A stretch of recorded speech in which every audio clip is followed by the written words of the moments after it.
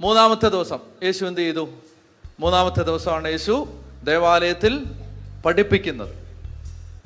ദേവാലയത്തിൽ പഠിപ്പിക്കുന്നു. കർത്താവിൻ്റെ അടുത്ത് പ്രാർത്ഥിക്കണം, ദൈവമേ, പ്രബോധനം സ്വീകരിക്കുന്നതിന് ഞാൻ മടി കാണിച്ചിട്ടുണ്ട്, പ്രത്യേകിച്ച് ബൈബിൾ വായിക്കാൻ. കർത്താവ് എന്താണ് എന്നിൽ നിന്ന് ആഗ്രഹിക്കുന്നത്? കർത്താവെ, കർത്താവിൻ്റെ സ്വരം കേൾക്കാൻ, വചനം വായിക്കാൻ, വചനം പഠിക്കാൻ, ആത്മീയ കാര്യങ്ങൾ പഠിക്കാൻ, വിശുദ്ധ കുർബാനയെ ഞാൻ പ്രാർത്ഥിക്കുന്ന കാര്യങ്ങളുടെ അർത്ഥം എന്താണെന്ന് പഠിക്കാൻ, ഇതൊക്കെ പഠിക്കാൻ ഞാൻ ഒത്തിരി മടിയാണ്. സ്കൂളിലെ പഠിത്തമല്ല, ആത്മീയ പ്രബോധനങ്ങൾ സ്വീകരിക്കാൻ ഞാൻ മടി കാണിച്ചിട്ടുണ്ട്. അതിനെന്നോട് മാപ്പ് തരണം. എന്നിട്ട് കർത്താവിനോട് ഇങ്ങനെ പറയണം. ഈ ഒരു വചനമുണ്ട് ഇങ്ങനെ, അവർ ദൈവത്താൽ പഠിപ്പിക്കപ്പെട്ടവരാകും. അങ്ങനെ ഒരു വചനമുണ്ട്.